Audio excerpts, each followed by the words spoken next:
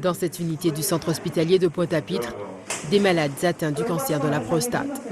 Rien d'exceptionnel jusque-là, si ce n'est le nombre de ces patients accueillis chaque année par le professeur Pascal Blanchet et son équipe.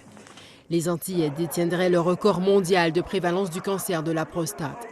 La cause de ce mal qui ronge les Antilles, le chlordécone, un pesticide utilisé dans les bananeraies jusqu'au milieu des années 2000. Pourtant interdit en France en 1990 et classé cancérigène 10 ans plus tôt. Les conséquences sanitaires et écologiques seraient quasi irrémédiables.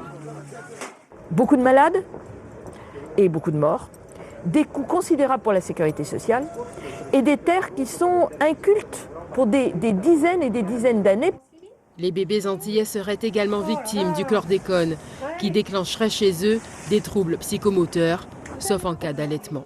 Les chercheurs s'inquiètent de la possible persistance de ces troubles. Vont-ils s'atténuer ou bien, au contraire, augmenter et avoir une manifestation clinique plus importante? L'histoire serait-elle donc en train de se répéter? À la demande là encore des planteurs de bananes, le gouvernement a récemment autorisé par dérogation l'épandage aérien de pesticides alors qu'il est interdit en France depuis 2010. Une question plutôt embarrassante pour le gouvernement à la conférence environnementale ce matin.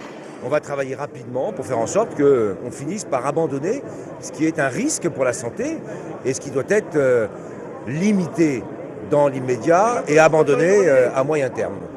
Alerté par les cancérologues, le Conseil de l'Ordre des médecins de la Martinique a émis un avis défavorable à ces épandages. Il y a 2 de ces pesticides qui ont été retirés du marché américain tout simplement parce qu'ils étaient hautement toxiques. Donc si vous voulez, on a arrêté d'utiliser le chlordécone, mais on recommence de la même façon à polluer ces îles.